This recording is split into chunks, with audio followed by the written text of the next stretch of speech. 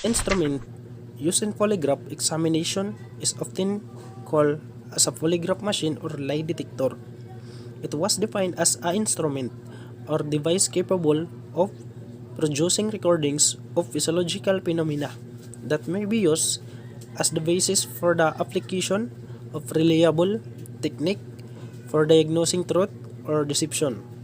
The machine itself does not detect lies or deception.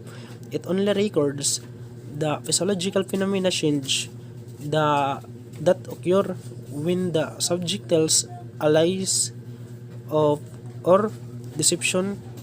It is the examiner who detect deception through the use of the instrument.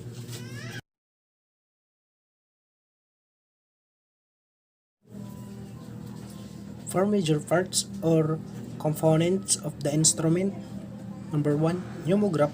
This occupy the two upper fins of the instrument which records the thoracic and abdominal breathing patterns of respiration.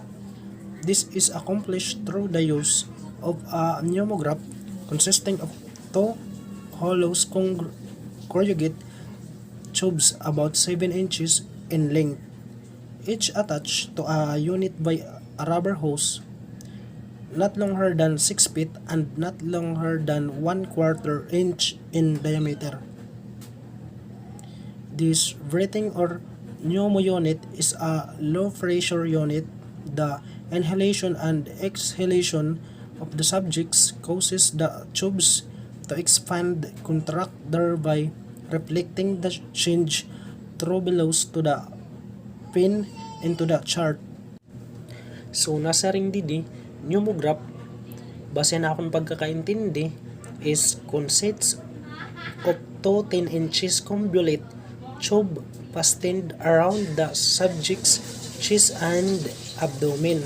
So, sa panahon ng isang pagsubok, habang tumataas ang circumference ng chest or abdomen subject, sa bawat inspirasyon ng hangin, the pneumograph tubes stretch. Contraction, it moves. This function nagre-records the change of breathing and respiration of the subject. Next, number 2, galvanometer. This is the longest and the third fin of the instrument.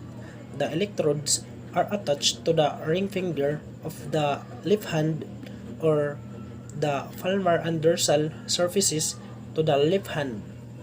The electrodes used for obtaining the recording of the GSR or electrodermal responses are fastened to the hand or finger by means of the passage of an imperceptible amount of electrical current through the hand or finger bearing the attached electrodes. A galvanometer unit provides recording of the variation in the electrical current.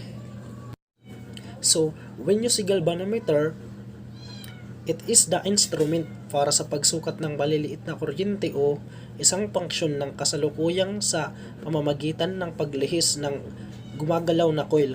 Then, the deflection is mechanical rotation derived from the forces resulting from current. This function is records to the skin resistance of the subject to a very imperceptible amount of electricity. Number 3, cardiospimograph. This is the part and the bottom pin of the instrument. This cardio unit is a mechanical operate unit. It is a high pressure system.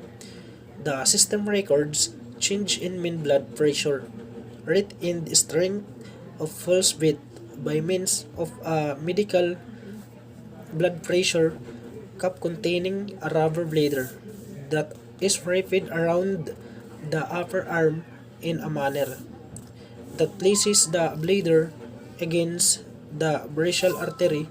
The bladder is connected to the rubber hose pass a pressure indicating gauge to a very sensitive bellows, and its conic lever system that powers the pin.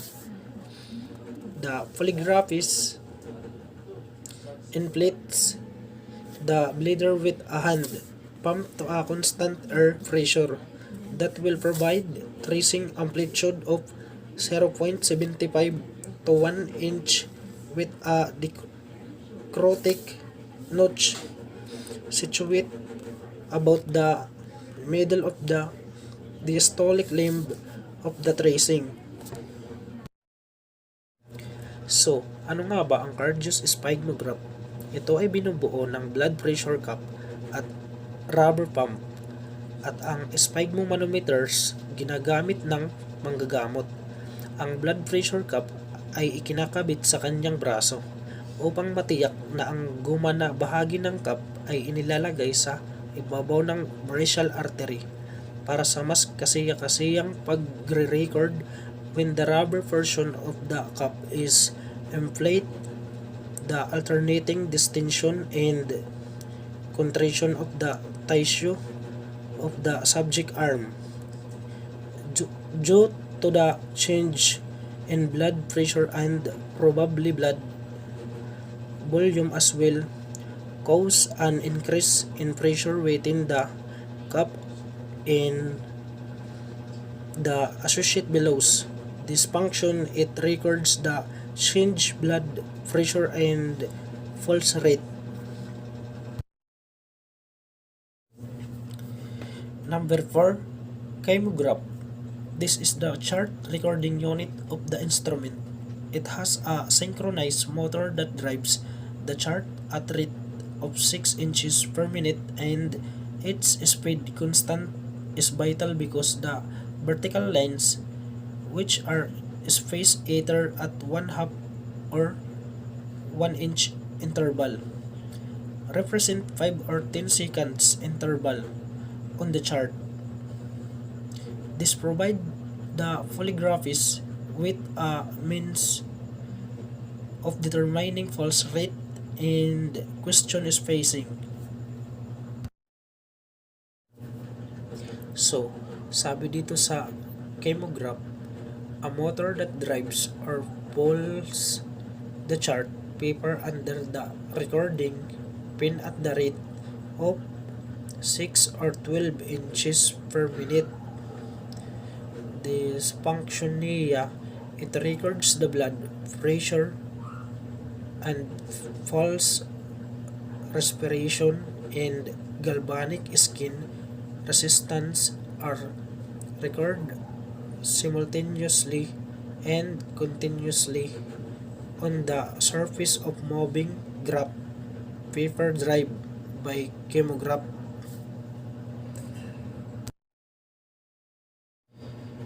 That's all, ma'am. Thank you and God bless.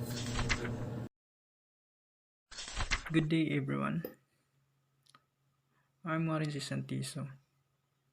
So now, I will discuss about the examiner. Pag sinabi natin examiner, hiraan nag-i-examine ng object or hiraan authorize na mag-manage ang polygraph test. So here's the basic qualifications of polygraph examiner. Baccalaureate degree holder, preferably BS Psychology and or BS Criminology. Kailangan you have an degree holder, or even if you are study about the BS Psychology and BS Criminology, you will be qualified to become an polygraph examiner.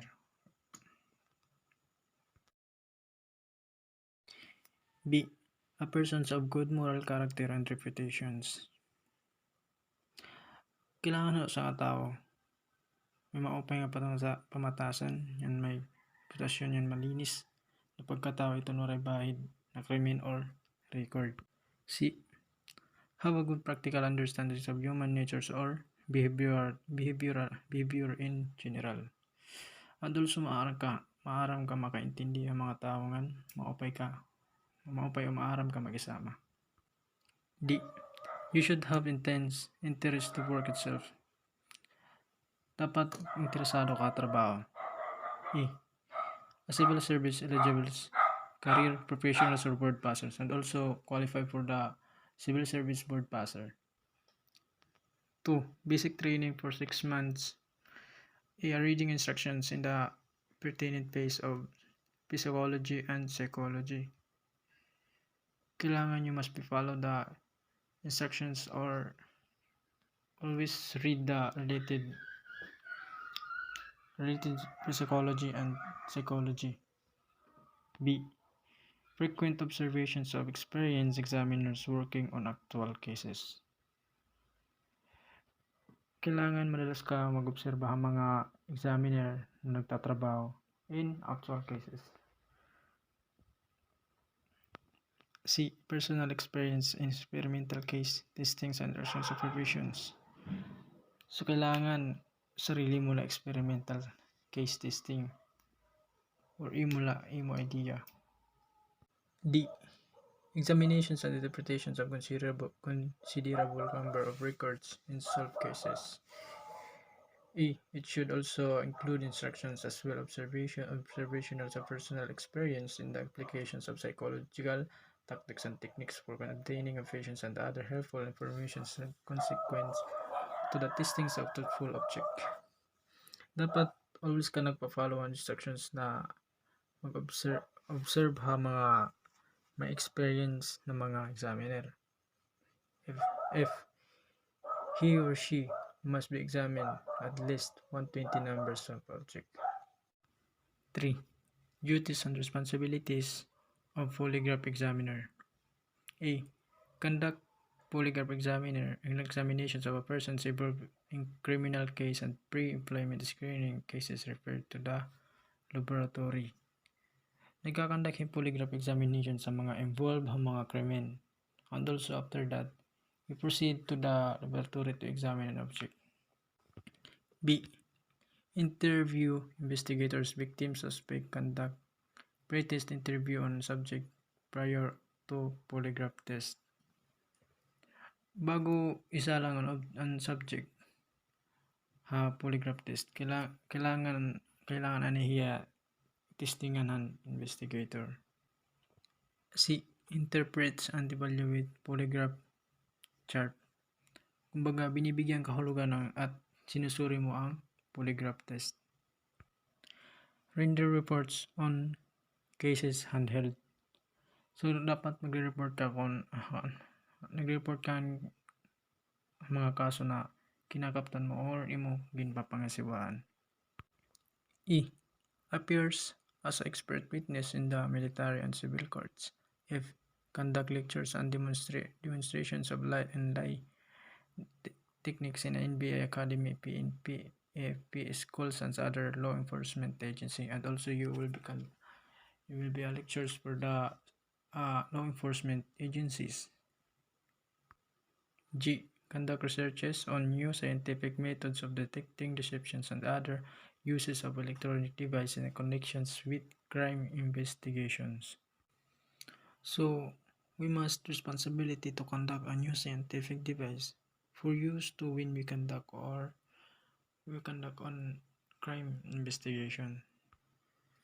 Performs all other duties as a director, assistant director, deputy directors or his duly authorized representative or chief of the divisions may direct.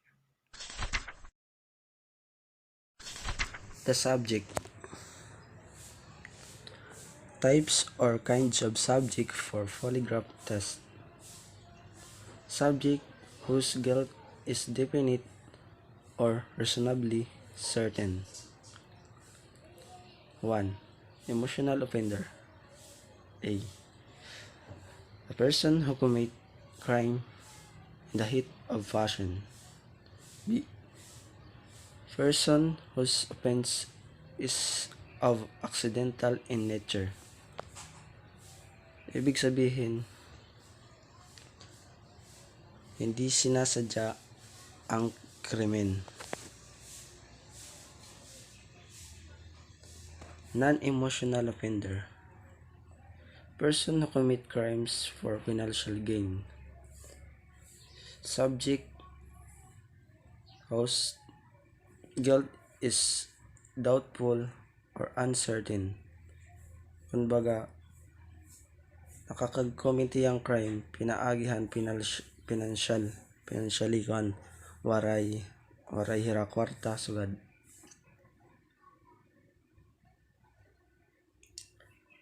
Three general types of subject. First is victim or complainant. Second is witness. And the last is suspect. Maron naman kita kung ano ang victim. Ang biktima ngan number 2 ang witness ang nakakita. Then syempre ang suspect ang naghimuhang crime.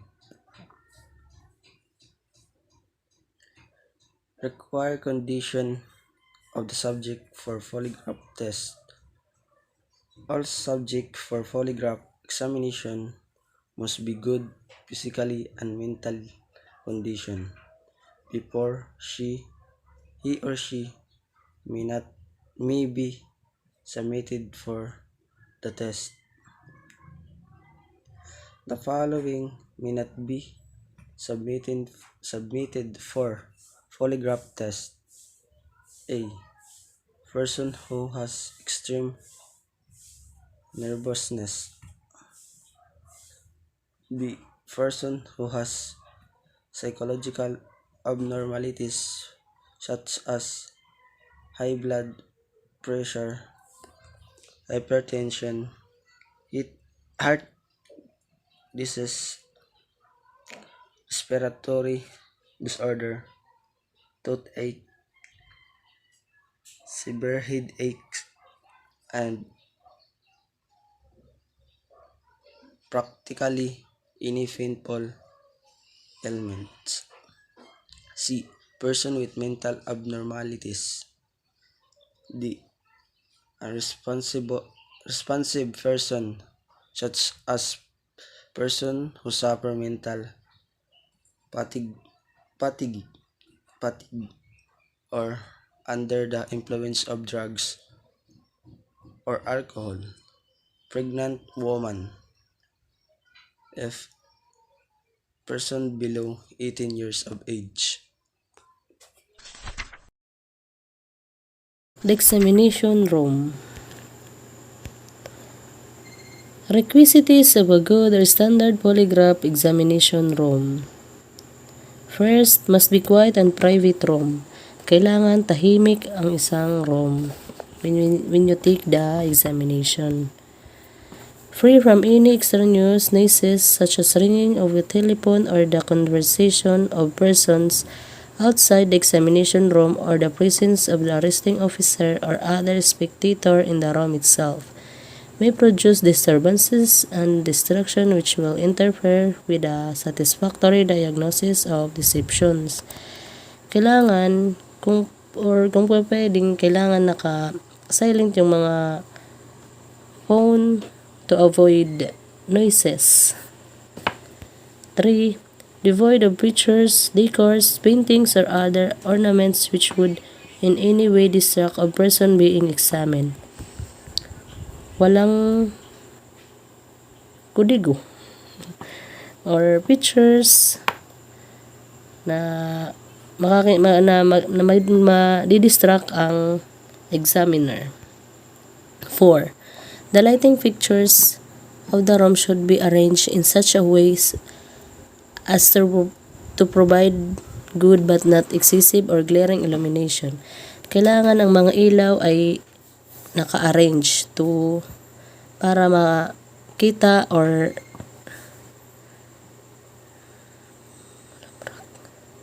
para malamrag itira pag exam. 5. It must be properly ventilated with an even, comfortable temperature. Kailangan komportable gihapan ang temperature para Anira pag-exam, panhira ano pa ini? Komportable hira at era exam. Kung it era temperature or it era dire mapaso ba like that. And the last one is it must be equipped with one-way mirror adjoined to an observation room. Kailangan may one-way mirror you have to observe the examiner. That's all. Thank you. Section F.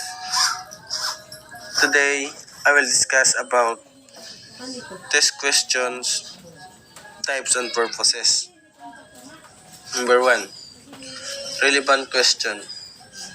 What is relevant question in a conduct of polygraph examination? So, when we say a relevant question functional, are question directly related to the offense under investigation.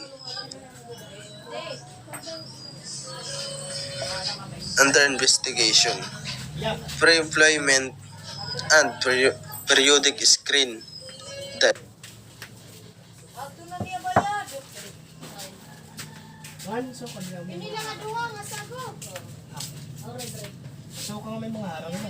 Area of interest may be the subject's entire background. During the employment, doon sa kanyang mga nakaraan sa kanyang unang trabaho or the loyalty of your employees. So for example, dito sa relevant question, these examples of relevant question pertains to the employment and periodic screening. Example, have you ever been fired from a job? Have you stolen more than 100 in 1 year from any of your employees? Number 2, irrelevant questions. These are questions devised without definite relationship with the case under investigation. Ang relevant question naman, walang kaugnayan sa kasong iniimbestigahan. They are intended to establish the subject's psychological norms and to lessen the excitement. Control questions are designed to cover a long period of time. So, control questions naman, ginimo para humilabaan oras, which may make the subject even more doubtful about the veracity of answer provided.